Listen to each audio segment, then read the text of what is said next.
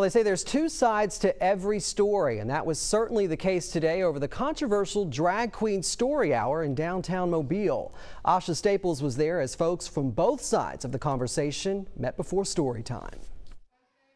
There was a new twist to storytelling at downtown Mobile's public library today. Our next story is The Rainbow Fish.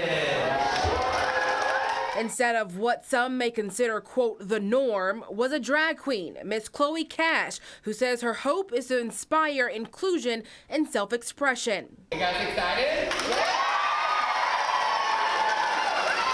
That's Brian Fomayor's goal, too, and the top reason he wanted to host the state's first drag queen story hour. My biggest thing is to show that the city of Mobile is a very welcoming city, loving, tolerant, that's a very diverse community as well. And we want to show people that, hey, we love this city and we love the people in it. Now, this story hour comes weeks after a lot of heated debates from those who didn't support the event.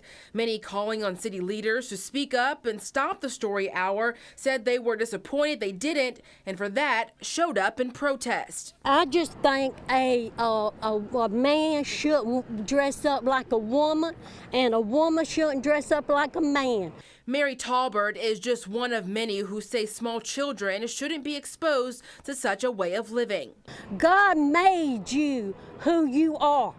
You are a woman whether you like it or not, and you are a man whether you like it or not.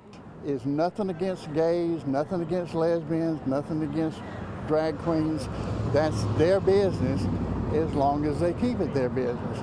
I don't think that 3-year-old to 8-year-old kids need to be exposed to that adult information any more than if I were to go in and teach a sex education class to that same bunch of kids. It's just not age appropriate. That's my only problem. For those on the other side of the conversation, love and acceptance should be the root of the conversation. That's what we want, better dialogue, so that people understand this is part of your community here in Mobile. We are an integral part of this community, and we just want to be treated with respect and dignity like everybody else, and we want our families to be treated that way. This is a great opportunity for us to open that door of conversation. Ambrosia Sterling wasn't a part of the story hour, but she was dressed the part. She says seeing the positive support shows that Mobile is one. It means everything. I come from a teeny tiny little town called Dothan, Alabama. 3 years ago, I did my first political rally at the same part where I used to go and hide and cry until I could dry up and go back home and fake like it was okay again.